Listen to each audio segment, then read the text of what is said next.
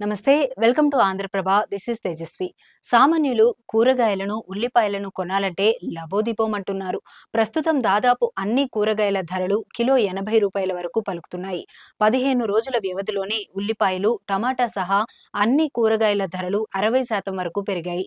డిమాండ్కు తగ్గట్టు ఉత్పత్తి లేకపోవడంతో ధరలు పెరుగుతున్నట్టుగా తెలుస్తోంది. మే నెల మూడో వారంలో రూ. 20 పలికిన ఉల్లిపాయల ధరలు కిలో ప్రస్తుతం రూ. 50కు చేరింది. టమాటా ధర కూడా ప్రస్తుతం కిలో రూ. 50కు పైనే పలుకుతుంది. ఇక క్యారెట్, వంకాయలు, బీన్స్, బీరకాయలతో పాటు ఆకుకూరల ధరలు కూడా అమాంతం పెరిగాయి. తెలంగాణ జనాభాకు ప్రతి ఏడాది 38.54 లక్షల టన్నుల కూరగాయలు అవసరమవుతాయి. అయితే ప్రస్తుతం 19.54 లక్షల టన్నులు మాత్రమే ఉత్పత్తి అవుతున్న పరిస్థితి ఉంది.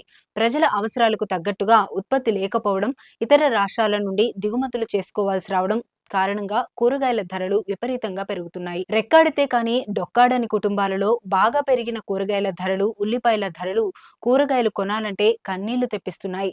వర్షాకాలం ప్రారంభం కాగానే ధరలు కాస్త తగ్గుతాయి. కానీ ఈ సంవత్సరం అందుకు భిన్నంగా ఎండాకాలం ధరలు నామమాత్రంగా పెరిగి వర్షాకాలం మొదట్లో ధరలు అమాంతరం చుక్కలను తాకుతున్నాయి. ఉల్లిపాయల నుండి కూరగాయల వరకు అన్ని ధరలు పెరగడంతో సామాన్యుల పరిస్థితి దారుణంగా తయారైంది.